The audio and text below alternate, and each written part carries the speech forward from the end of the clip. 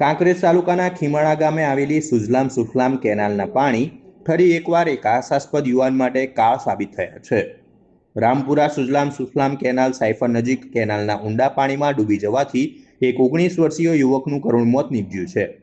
પ્રાપ્ત વિગતો અનુસાર ખીમાણા ગામના નીતિનભાઈ જગદીશભાઈ નાઈક, જેમની ઉંમર માત્ર 19 વર્ષની હતી, તેઓ રામપુરા કેનાલના સાયફર નજીક નાહવા માટે ગયા હતા, પરંતુ નાહવા દરમિયાન અચાનક પગ લપસી જતા કે પાણીના વહેણનો અંદાજ ન આવતા તેઓ અકસ્માતે ઊંડા પાણીમાં ગરકાવ થઈ ગયા હતા।